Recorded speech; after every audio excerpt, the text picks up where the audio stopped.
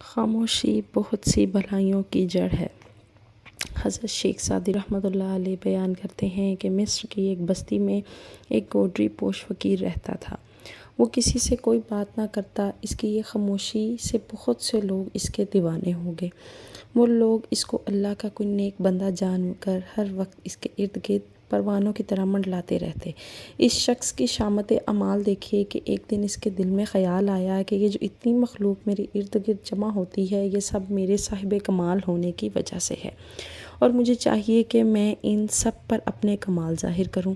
اگر میں اسی طرح خاموش رہا تو یہ لوگ کیسے جان سکیں گے کہ میں کتنا عالی مرتبت بزرگ ہوں۔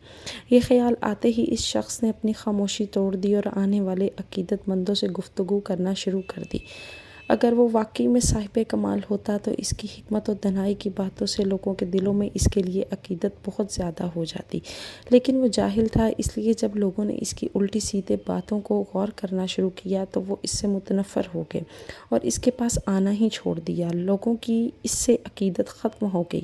حضرت شیخ سعدی رحمۃ اللہ علیہ یہ واقعہ بیان کرنے کے بعد فرماتے ہیں کہ اے عقل مند، خاموشی تیرے لیے باعث عزت ہے۔ یہ ایک ایسا وصف ہے جو تیری جہالت کو چھپاتا ہے، بس تجھ پہ لازم ہے کہ تو بغیر ضرورت کے اور بغیر سوچے سمجھے گفتگو نہ کر۔ یہ تیرے عیوب دوسروں پر ظاہر کر دیتا ہے۔ اور داناؤں کا قول ہے کہ کم کھانا، کم سونا اور کم بولنا بہت سی برائیوں کو روکتا ہے۔ جو انسان کم گو ہوتا ہے، اس کی زبان غیبت، چغل خوری اور دیگر گمراہ کرنے والی باتوں سے محفوظ رہتی ہے۔